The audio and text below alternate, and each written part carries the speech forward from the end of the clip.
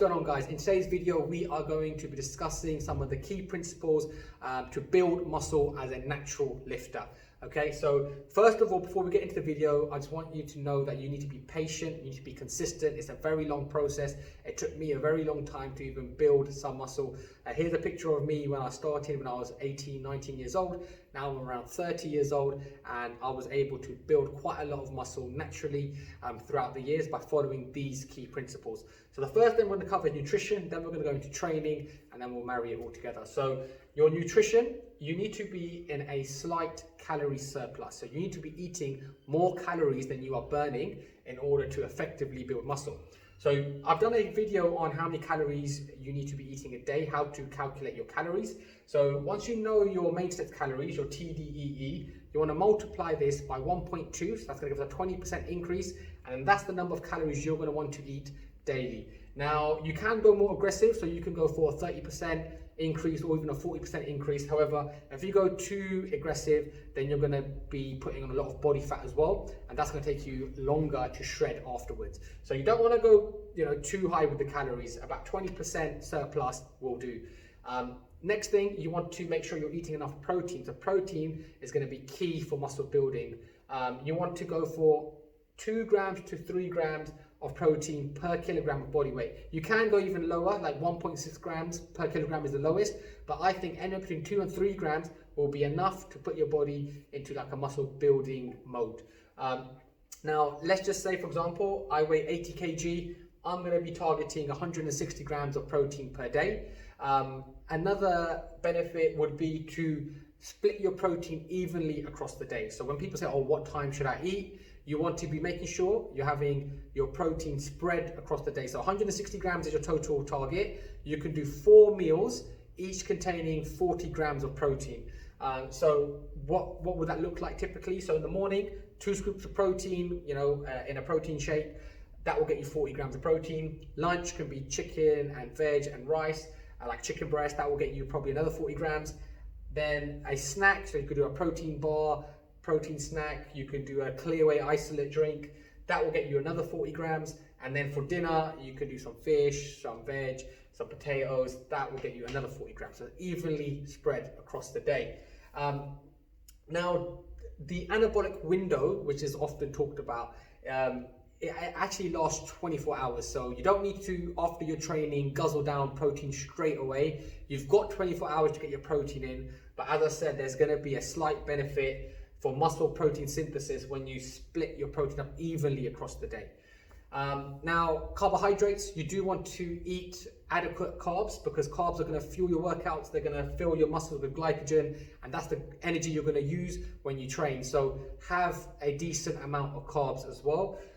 Fats, you want to keep to around 20 to 30% of your total calories, and then your carbohydrates are going to be also quite high. Supplements, what supplements do you need to have? Now, as long as you're a natural lifter, so obviously I know a lot of people take steroids and that's a totally different ball game. We're talking about natural lifting.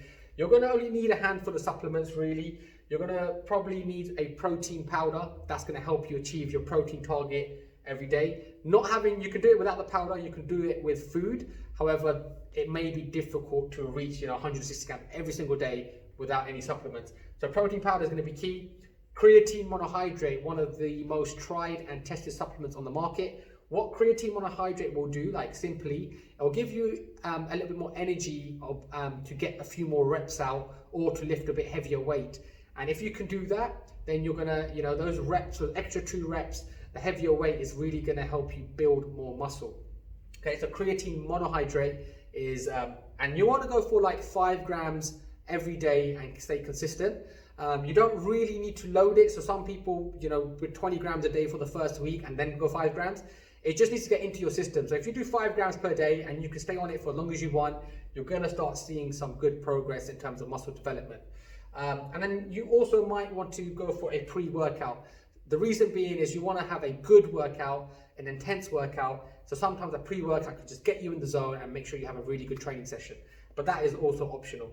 So just to recap the nutrition, a slight calorie surplus around 20%, protein 2 to 3 grams per kilogram of body weight, and split your protein up evenly across your day. Have carbs as well because you want the energy to train, and then supplements, protein powder, creatine monohydrate, and maybe a pre-workout.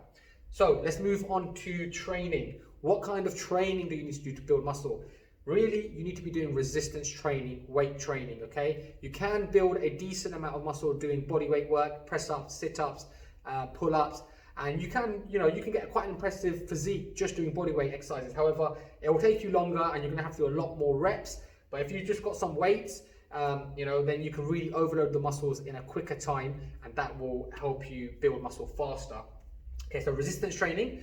Some of the key principles are you're gonna want to hit each muscle group 2 to 3 times per week. All right, so this goes against the kind of old school bro split where you're doing, chest on Mondays, back on Tuesdays, Wednesday rest, Thursday you do shoulders, Friday you do legs, and then you repeat the next week. So traditionally, that bro split, you would annihilate that one muscle group, give it a week's recovery and annihilate it again. But more recently, studies are showing that the more frequently you can hit the muscle, the more gains you're going to be able to make. So rather than annihilating chest on Monday, you should do, some chest on Monday, do some more chest on Wednesday, and again on Friday, right? And then you can want to do 10 to 15 working sets per muscle group. So if you could do 5 sets of chest on Monday, 5 sets on Wednesday, 5 sets on Friday. So the frequency you've hit 3 times per week, and you're doing similar volume rather than cramming it all in one session. Okay, so reps wise, how many reps do you want to do? You want to go close to failure on your working sets. I like to leave 2 reps in reserve. So that means if I could, do 80 kg, my maximum is 20 reps. I want to go for 18 reps, right? And then I want to repeat that again and maybe, go for 18 again. So you want to go close to failure. Also, back in the day, everyone used to think, strength reps were 1 to 6 reps. Hypertrophy, muscle building, you had to do 8 to 12 reps. And anything over 12 reps was going more to endurance.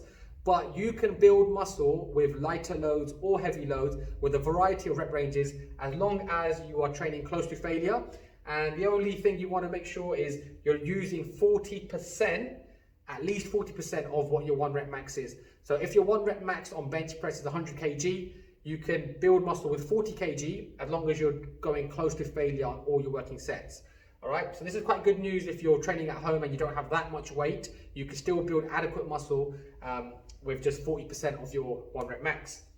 Okay, also when it comes to your training routine, because we're trying to hit each muscle group 2 to 3 times a week, a good training routine, like say you're going 3 times a week, rather than doing like a push-pull legs and then waiting a week and then push-pull legs, you can do, full body, full body, full body, or you can do a lower body, up body, and then a full body. So then you're hitting each muscle group 2 to 3 times a week, as opposed to once a week. Then one of the key principles, this is very, very important, is progressive overload. You want to make sure that week to week, you're making some gains. You're getting stronger, you're doing more weight, you're doing more reps, you can do more sets, you can use a slower tempo, because that's going to, if you can control the weight better, that shows you're getting stronger. And you can even maybe decrease the rest times. Rather than resting 2 minutes in between sets, you might do 1.5 minutes as you get fitter and stronger. So these are all different variables you can improve on. And you got to make sure, keep a workout log, write down what you've done last week, and then next week you're going to try beat it. Either do heavier weight or more reps, or slow it down a little bit. But you want to progress from week to week. If you're not progressing from week to week, you're not going to really build that much muscle.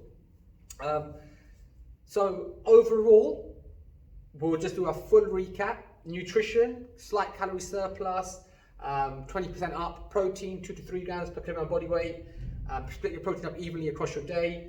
Carbs, have carbs. They're going to be good. They're going to fuel your workout. Supplements, just a protein powder, creatine monohydrate, maybe a pre-workout. When it comes to training now, you want to do weight training, resistance training. You want to hit each muscle 2 to 3 times a week, 10 to 15 working sets per muscle group. Reps, you want to make sure you're going close to failure and using at least 40% of your 1 rep max. And then make sure you apply the progressive overload principle.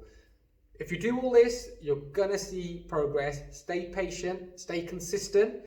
And then once you follow the training plan for around 8 to 12 weeks, then you may want to switch up your training plan just to keep the body adapting, because your body does get used to the same things. So doing new exercises, hitting, you can change the angles of things, you can change the rep range, but you can just, mix it up every 8 to 12 weeks. You don't want to be changing your workout too often because you want to make sure you're seeing progression in the lift.